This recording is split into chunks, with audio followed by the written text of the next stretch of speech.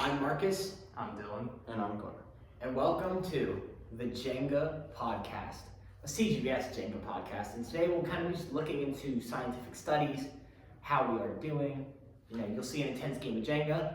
And to start kind of what we looked at today, or recently, will be my friend Carter. So, what we are doing today in this episode is we're studying the effects of the invasive species Gracilaria on the native species on the eastern shore of microalgae. And so from there, Gracilaria is a common macroalgae found in Asia that has been moved over to the eastern shore, and we wanted to see how is this really going to affect it.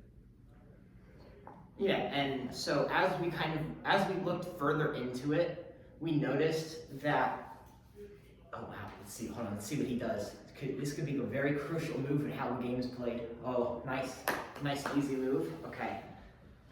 As we've looked further into it, we realized that it has a very small effect, if any, on the actual native species. The actual red macroalgae truly just didn't do much. And I'm going to let Dylan explain more about that. So an important thing to know is that macroalgae has chlorophyll, which absorbs or reflects green lights and other colors similar to green. Well, actually, microalgae has more chlorophyll. Like he's not wrong. Macroalgae has some chlorophyll. macro is mostly red, right? Oh, that's it.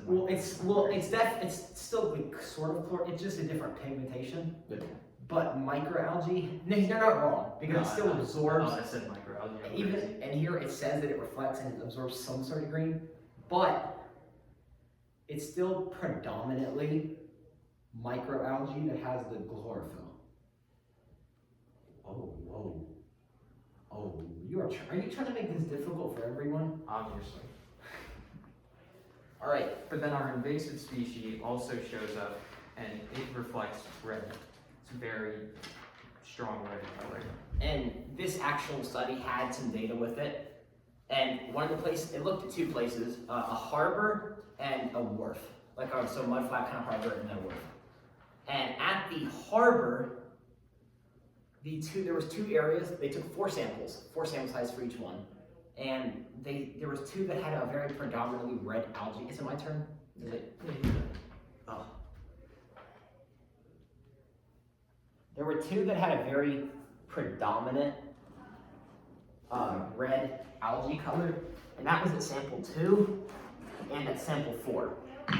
Now at sample 2, the reason we know there was a lot is because it reflected predominantly 600 through 700 nanometers, and on the visible light spectrum, that can be anywhere from a light red / dark orange to a very dark red, as seen on right there, 600 through 700, 400 through 500, and obviously the numbers in between, every number in between.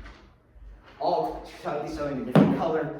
And since the macroalgae actually had a predominant reflectance of red colors there, that we know it was more red, and in the other areas it had more of a brownish color, which means there was some presence of macroalgae, and if there was presence, it wasn't very prominent, or the type of invasive species. So you were talking about the micro, like how it absorbed? Yeah, now we're going to go into the micro. So as for the microalgae, it wasn't necessarily effective, as they had both previously stated, because 0% of the light was absorbed from 450 nanometers to roughly 600 nanometers. Yeah, there's almost Which is absorption.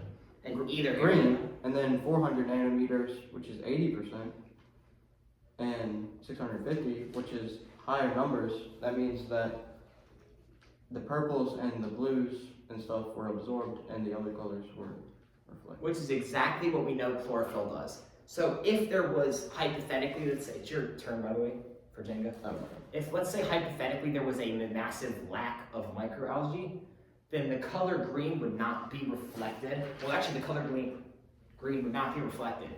It'd be predominantly absorbed, And throughout all of these, the highest absorption we have of green is 20, and that's only in macroalgae. And all microalgae, there's absolutely no absorption of any type of green or real green pigment. The closest we have is like a yellow, which isn't green. And even in those lighter shades, it's harder to get high. It gets up to 20% absorption, and at one point it gets up to 80% reflectance, but that's only where macroalgae is present.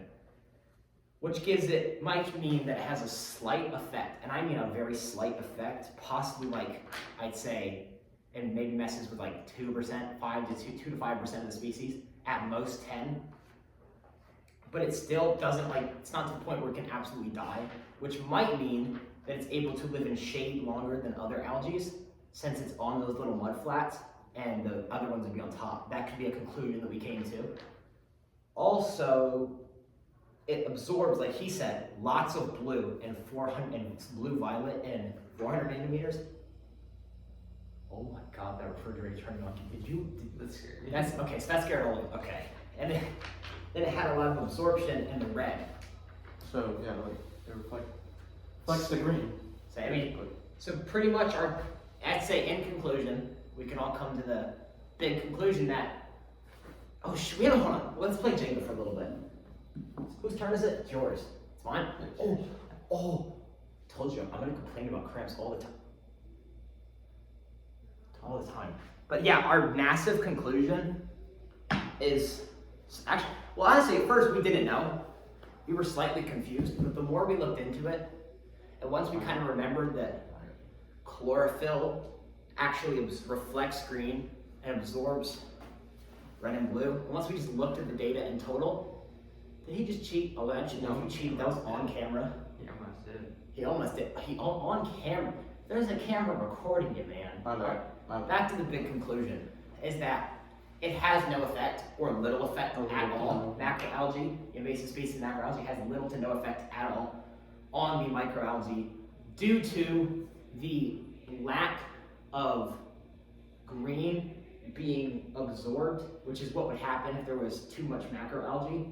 And the microalgae, there'd just be not enough absorption of the other colors, leading to believe that even in the areas with extremely high, large, amounts of macroalgae, that the microalgae is still strong, maybe a slightly bit lower, but that's about it. And now that anybody else want to say anything? I think you had one more thing you wanted to add. I don't think so. You don't think so? Well, no. I don't think so. I just know that I'm not getting this block out. And I'm kind of stuck here now, so I think this is the way to end the podcast. And that wraps. Just like that, podcast comes to a conclusion and a big bang. Anybody else like to add anything? I don't think so. I just want to say thank you to all our viewers. Thank you and to all our see y'all viewers, next time. especially you, Grandma. We love you. This one's for you. This one's for you.